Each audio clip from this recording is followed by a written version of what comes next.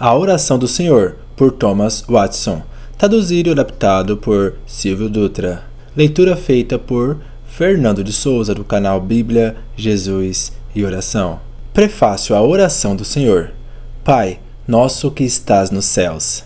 Nesta escritura, duas coisas são observáveis: a introdução para a oração e a própria oração. A introdução para a oração do Senhor é: portanto, vós orareis assim. Nosso Senhor Jesus Cristo, nestas palavras, deu aos seus discípulos e a nós uma diretriz para a oração. Os 10 mandamentos são a regra da nossa vida. O credo é o resumo da nossa fé. E a oração do Senhor é o padrão de nossa oração. Como Deus prescreveu a Moisés um padrão do tabernáculo, assim Jesus prescreveu aqui um padrão de oração para nós. Portanto, vós orareis assim. O significado é: faça disto a regra e o modelo pelo qual você deverá moldar as suas orações.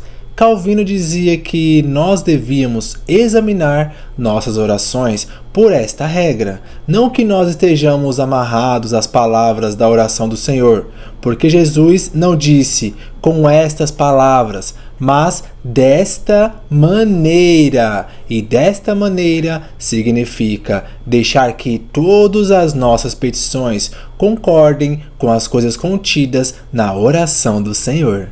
Tertuliano chamava esta oração padrão de breviário e compêndio do Evangelho.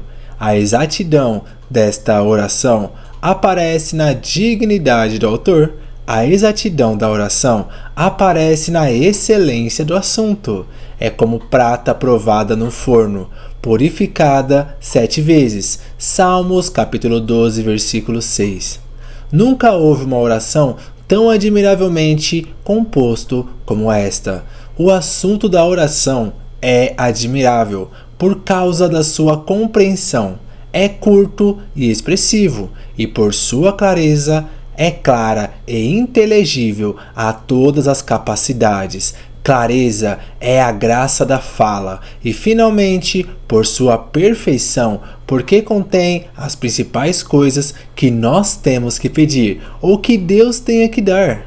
Assim, devemos ter uma grande estima à oração do Senhor, e deixar que ela seja o modelo e padrão de todas as nossas orações. Há um benefício duplo que surge em moldar nossas petições adequadamente a esta oração.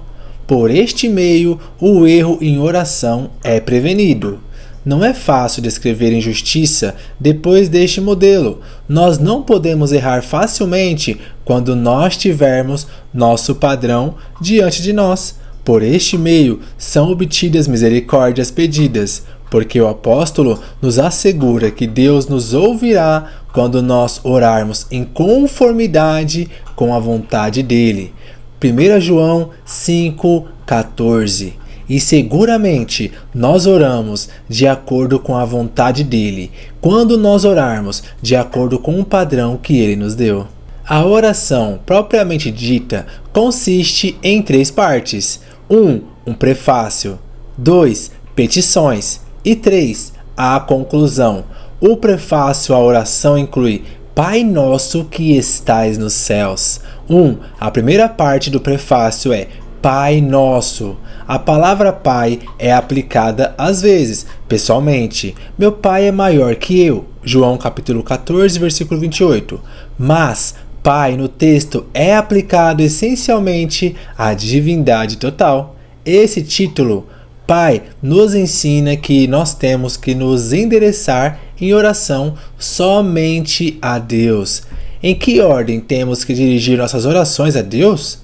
Aqui somente o Pai é nomeado, mas nós podemos também dirigir nossas orações ao Filho e ao Espírito Santo? Embora somente o Pai seja nomeado na oração do Senhor, contudo, as outras 2 pessoas não são excluídas. O Pai é mencionado porque ele é o primeiro em ordem, mas são incluídos o Filho e o Espírito Santo, porque eles são o mesmo em essência. Como todas as três pessoas subsistem na divindade. Assim, embora em nossas orações nomeemos uma pessoa, nós temos que orar a todas. No prefácio, em vez de Pai Nosso, Jesus poderia ter usado Deus Altíssimo, Deus Todo-Poderoso, Deus Nosso Rei, Deus Nosso Juiz, mas ele usou Pai Nosso por ser uma expressão de amor, de laço familiar, de indicação da filiação efetiva que os crentes têm com a divindade, por causa da eleição deles, e também para servir de encorajamento para que seus filhos orem a Ele. Nenhuma pessoa pode dizer Pai Nosso que estás nos céus, além dos que são regenerados e santificados pelo Espírito Santo, porque é destes que se diz que receberam o poder de serem feitos filhos de Deus. João capítulo 1, versículo 12. Deus é o melhor Pai, porque Ele é perfeito. Seu Pai que está no céu é perfeito. Ele é perfeitamente bom. Mateus capítulo 5, versículo 48. Pais terrenos estão sujeitos a fraquezas. Elias, embora um profeta, era um homem sujeito a paixões como nós. Tiago 5,17. Mas Deus é perfeitamente bom. Toda a perfeição que nós podemos chegar a ter nessa vida é sinceridade. Nós podemos nos assemelhar um pouco a Deus, mas não igualá-lo, pois Ele é infinitamente perfeito. E é infinitamente perfeito em sabedoria, e isso implica que Ele sempre sabe o que é melhor para nós, e pode fazer com que todas as coisas trabalhem para o bem dos seus filhos. Romanos capítulo 8, versículo 28. Ele é também um Pai perfeitamente amoroso. 1 João 4,16. Ele é um Pai infinitamente rico, que fará com que todos os seus filhos entre na posse de uma riquíssima herança eterna, na condição de co-herdeiros com Cristo. E isto significa que todas as coisas designadas para serem herdadas por Cristo também serão herdadas por eles. Cristo tem um trono? Então eles também terão. Cristo tem uma coroa? Então eles também terão. E assim por diante. Deus é um Pai perfeitamente educador e pode reformar os seus filhos quando eles tomarem cursos ruins. Deus pode mudar os corações dos seus filhos pelo seu próprio poder. Assim, a honra daqueles que têm a Deus por Pai é maior que a que é conferida aos príncipes da terra, pois são preciosos para Deus. Eles são guiados e protegidos por Deus, sendo guardados como um tesouro precioso.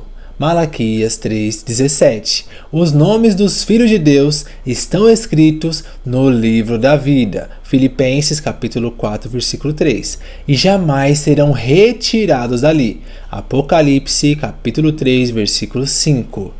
Deus faz de seus filhos, por adoção, mais achegados do que os anjos, porque os anjos são amigos de Cristo, mas os crentes são os membros do seu corpo. E que consolo é isto para os santos, porque os filhos de Deus são menosprezados neste mundo, e injuriados e caluniados, mas Deus porá honra nos seus filhos no último dia, e os coroará com felicidades imortais, para a inveja dos adversários deles. Mas estes membros de Cristo são filhos por adoção por causa da grande misericórdia de Deus.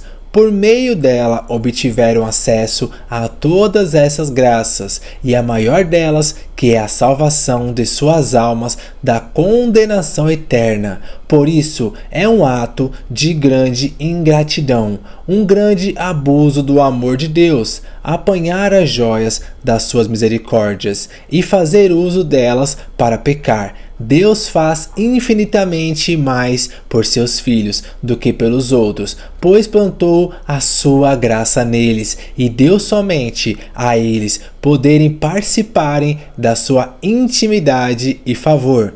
Então, pecar deliberadamente contra sua bondade paterna é um ato de traição e rebeldia. Somente os crentes podem pecar contra o sangue precioso de Cristo, porque foi somente a eles que o seu sangue purificou. E, portanto, isto é uma grande ingratidão para o grande favor que recebemos de nosso Pai Divino. Assim, é um sinal de filiação a Deus quando podemos lamentar pela odiosidade dos nossos pecados, porque certamente o Espírito Santo nos convencerá disto. Somente os verdadeiros filhos de Deus podem ter um temor santo dele, especialmente de entristecer o Espírito Santo com os seus pecados. Eles também terão um santo temor pela sua palavra e a honrarão, esforçando-se para pô-la em prática em suas próprias vidas.